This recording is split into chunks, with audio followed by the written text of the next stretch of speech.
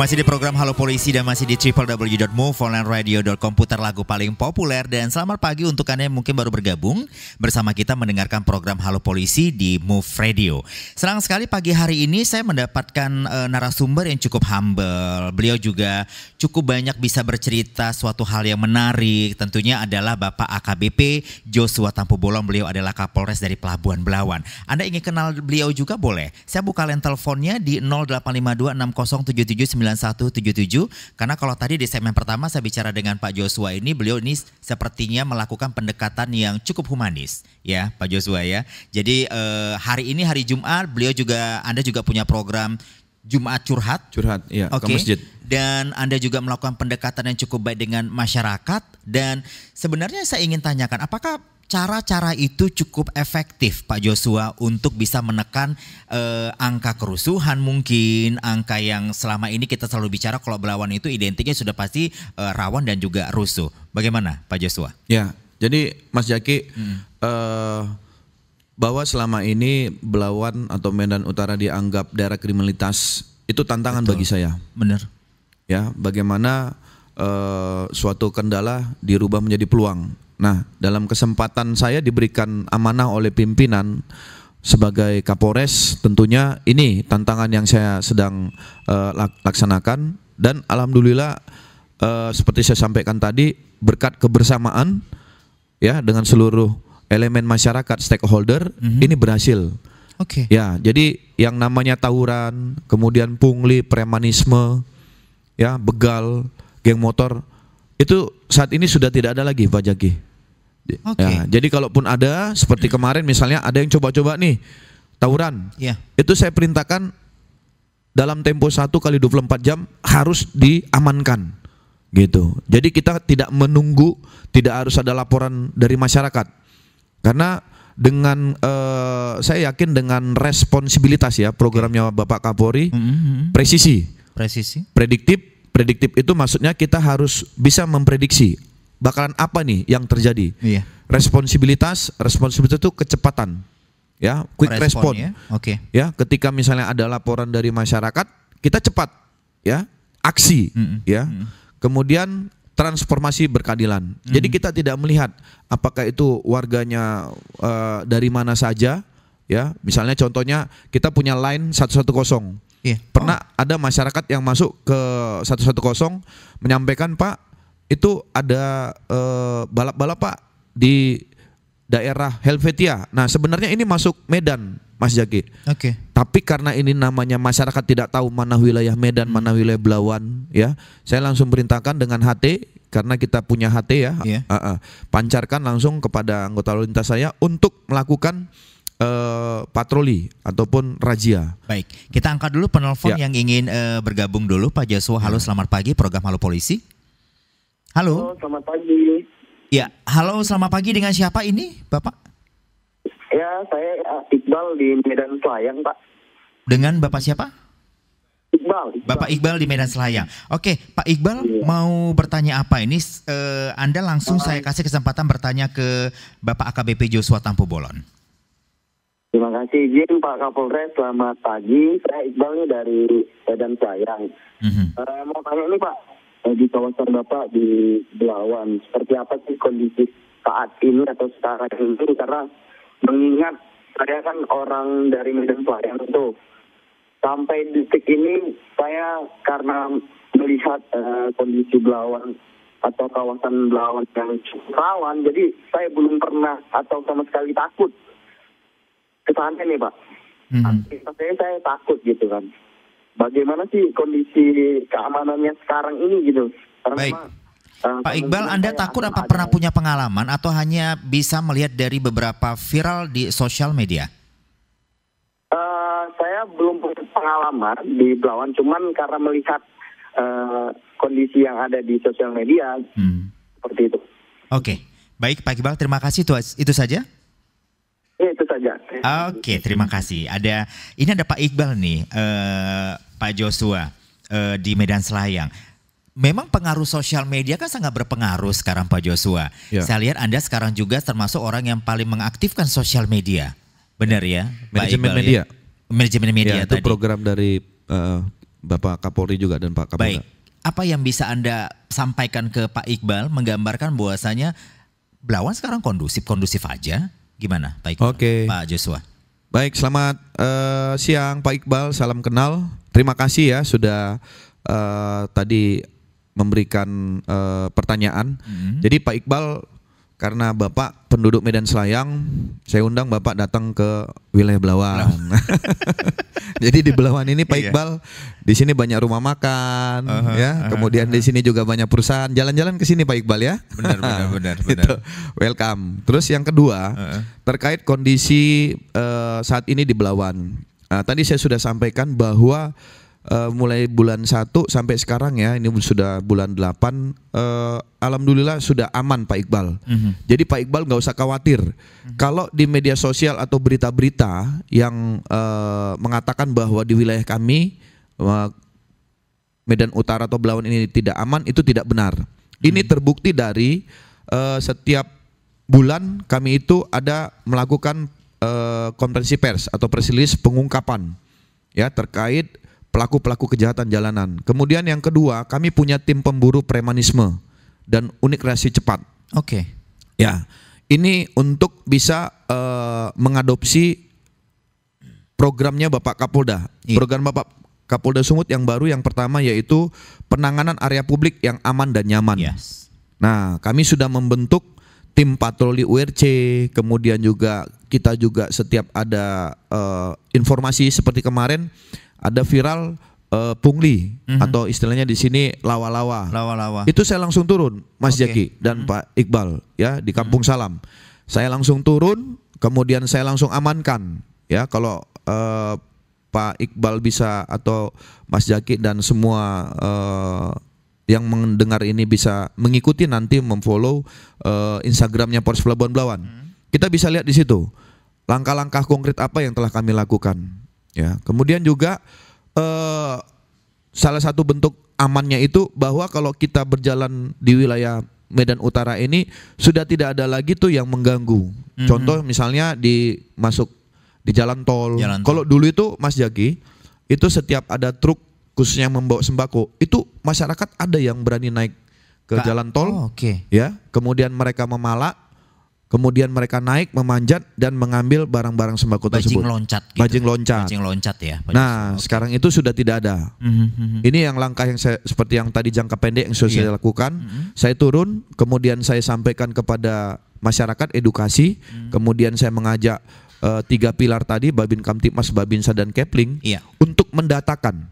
Jadi saya perintahkan itu anggota saya juga mendatakan di lingkungan atau desa dan dusun. Siapa nih pelaku-pelakunya?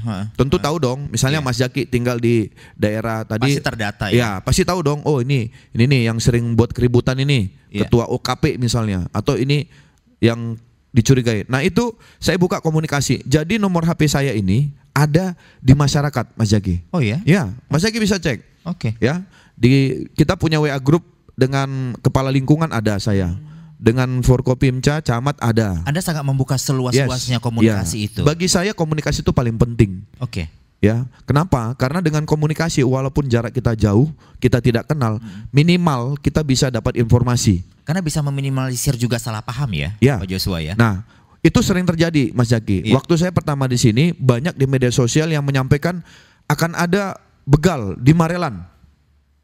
Nah, itu sempat kemarin rame ya. Akan ada. Ya, akan ada. Nah, setelah itu saya langsung apelkan, kemudian saya kumpulkan semua anggota bersama dengan camat, Kepling, kami patroli. Nah, ketika kami patroli, kami lihat bahwa kondisinya yang dibuat di dalam video tersebut tidak sama dengan kondisi yang ada di wilayah Medan Marelan. Yang secara realnya. Ya, contoh di video tersebut kemarin itu ada trotoar ya hitam putih, kemudian ada juga plat W. Nah, setelah kami profiling, ini plat W Sidoarjo, Surabaya. Tapi itu dimunculkan bahwa itu terjadi di daerah Marelan. Nah, jadi ini salah satu juga bentuk hoax ya. Nah, ini sudah saya sampaikan juga dengan Pak Kabid Humas dan kemudian teman-teman media bahwa berita-berita itu harus diuji dulu. Betul, saya setuju kalau Pak Joshua mengatakan itu. Jadi sebagai masyarakat kita juga harus pintar ya. Jangan semua berita itu bisa diterima dan langsung dibesar-besarkan karena bisa saja itu sebuah framing atau juga hoax yang Pak Joshua katakan tadi. Baik, Pak Joshua, kita baca dulu ada WA yang masuk. Saya Lisbeth mendengarkan talkshow di Move Radio. Saya kan buka warung katanya di daerah Medan Johor. Balik lagi ini walaupun bukan wilayahnya Pak Joshua, mungkin bisa memberikan saran kali ya Pak Joshua ya. Kan sekarang banyak anak-anak yang sekolah yang sering suka tawuran dan bikin onar. Jadi kalau warung saya ini mengalami kerusakan, kena lempar batu waktu mereka tawuran, apakah bisa anak yang melakukan tawuran itu ditangkap? Lalu apakah bisa keluarga anak itu membayar kerugian terhadap warung yang saya terima? Terus kalau dari Polda ada tidak ya dilakukan pengawasan biar hal ini tidak terjadi lagi sehingga kami yang berjualan tidak mengalami kerugian. Mungkin saya minta ke Pak Joshua memberikan paparannya saja. Apa barangkali pesan dari Pak Kapolda untuk hal-hal ini sendiri? Silakan Pak Joshua. Baik, terima kasih. Salam kenal Bu Lisbeth di Medan Johor.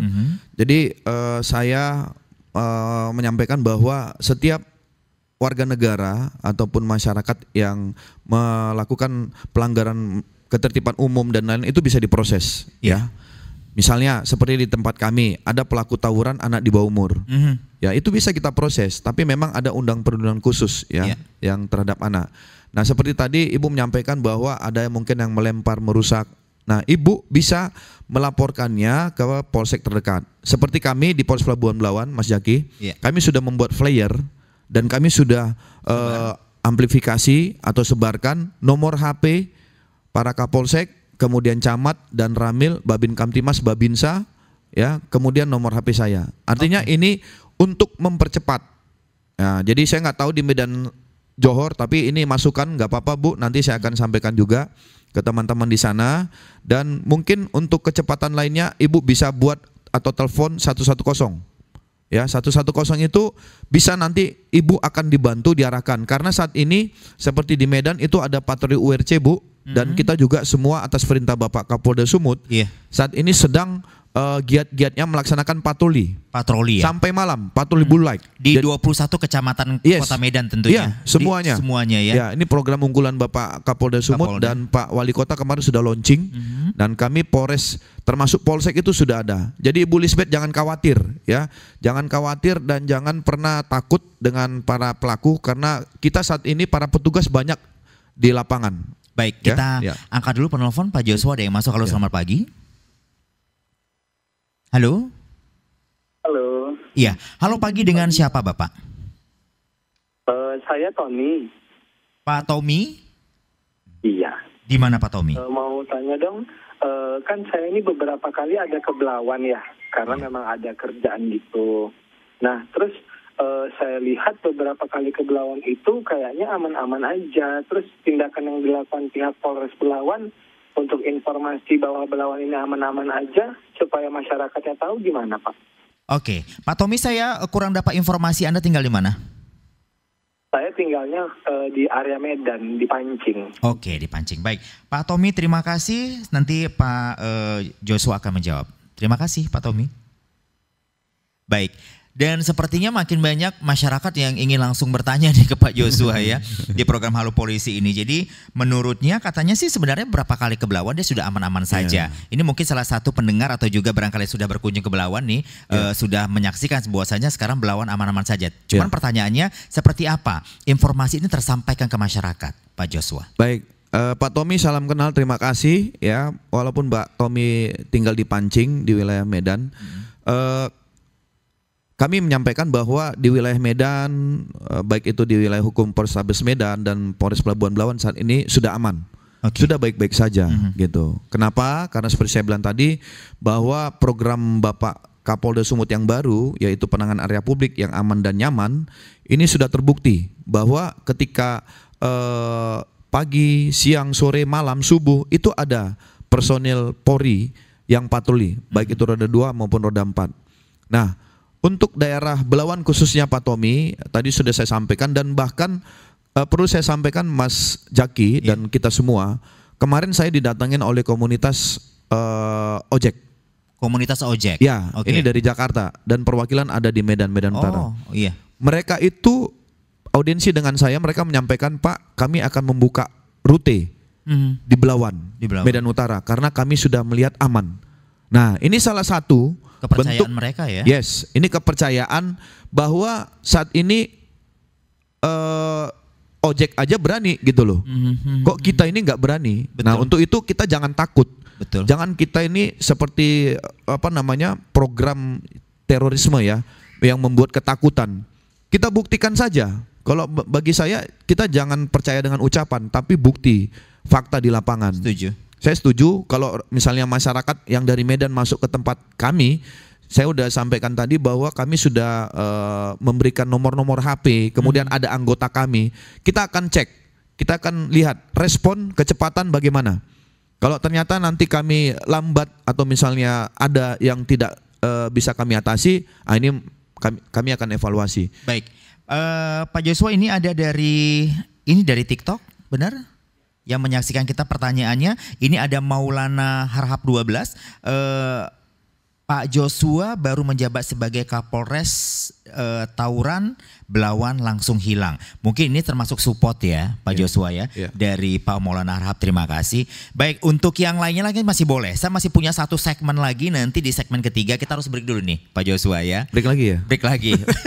Dan untuk di segmen ketiga saya masih terima nanti Anda ingin bergabung bersama kita, ingin bertanya atau juga sampaikan nanti melalui WhatsApp di 085260779177 di program Halo Polisi. Di segmen ketiga nanti kita akan coba cari tahu lagi sebenarnya trik dan trik apa sebenarnya membuat diberikan Pak Joshua bagi wilayah kerjanya sendiri, khususnya Polres Pelabuhan Belawan, membuat masyarakatnya itu lebih percaya kepada kepolisian tentunya ya Pak Joshua ya. Kita kembali sesaat lagi. Yeah.